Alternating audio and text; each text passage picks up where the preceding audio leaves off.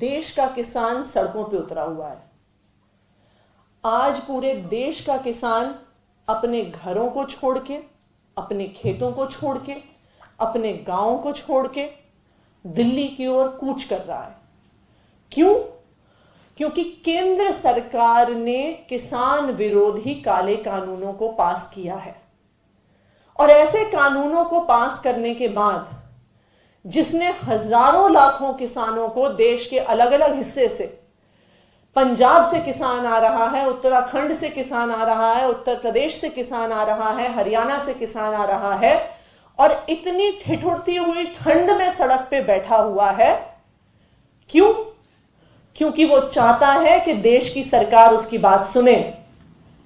वो चाहता है कि जिस देश को वो खड़ा करता है अपने खून पसीने से, जिस देश को वो खाना देता है, जिस देश का वो अन्नदाता है, आज जब उसकी पेट पर लात मारी जा रही है इन कानूनों द्वारा, तो वो चाहता है कि कम से कम इस देश की सरकार उसकी बात सुने।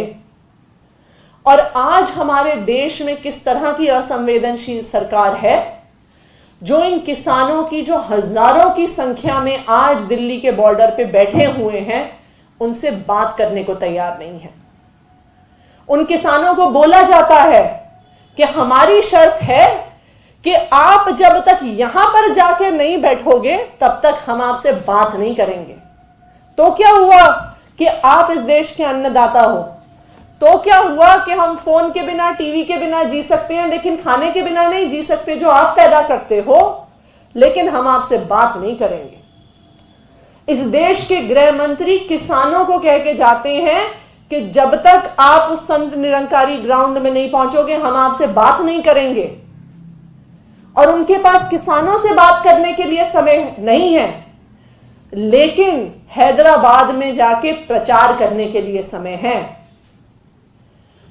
आज सुबह आप सोशल मीडिया पे देखिए तो इतनी बूढ़ी बूढ़ी महिलाओं की तस्वीरें चल रही थी जो अपना घर छोड़ के, अपना गांव छोड़ के आई हुई हैं, क्योंकि वो चाहती हैं कि केंद्र सरकार उन्हें सुने। लेकिन आज अमित शाह जो इस देश के गृह मंत्री हैं, हैदराबाद जाके रोड शो कर रहे हैं, सड़क की, सीवर की, नालियों की बात कर रहे हैं, लेकिन उस किसान की बात नहीं कर रहे हैं जो इस देश को खाना खिलाता है। शर्म आनी चाहिए ऐसी सरकार को, शर्म आनी चाहिए ऐसे गृह मंत्री को कि आज उस अन्नदाता तक की हम बात नहीं सुन रहे हैं।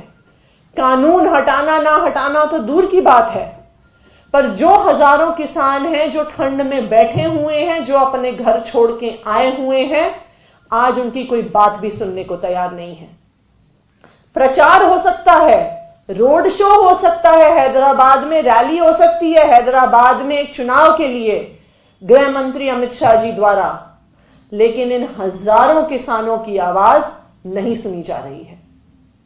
लानत है ऐसी सरकार पे और लानत है ऐसे गृह मंत्री पे जिसने हमारे देश के किसानों को सड़क पर उतार दिया है और जो आज शर्त रख रहे हैं उनके सामने कि जब तक तुम ये नहीं करते हो, जब तक तुम वो नहीं करते हो, हम तुमसे बात नहीं करेंगे। Thank you.